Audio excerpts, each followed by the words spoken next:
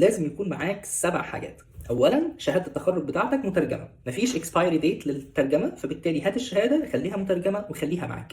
تاني حاجه الترانسكريبت والجي بي اي بتاعك، حتى لو الجامعه مش بتتعامل بالجي بي اي اسال كويس، ساعات كتير الجامعات بتقدم خدمه ان هي تدي لك كشف الدرجات وبرضه تحطه لك في جي بي اي.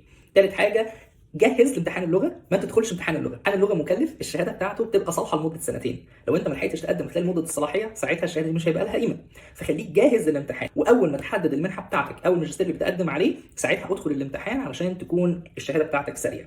رابع حاجه هو الموتيفيشن ليتر، ابدا ابدا ما تعملش سبمشن لجينيريك موتيفيشن ليتر، الكلام ده دلوقتي خلاص ما بقاش موجود. طيب تعمل ايه؟ جهز موتيفيشن ليتر، خطاب كده هو يكون عام بشكل عام، وبعدين لما تحدد المنحه ادابت تعدله على حسب المنحه، وده مبدا كده بنقول عليه درافت اند ادابت، حضر وبعدين عدل.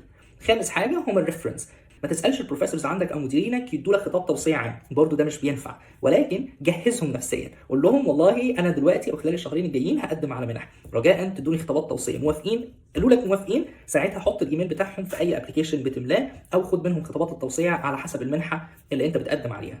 واخر حاجتين هم اجابه سؤالين، انت ليه عايز تقدم على المنحه او الماجستير موجود في كل المنح وكل الماجستيرات، فجهز اجابه السؤال.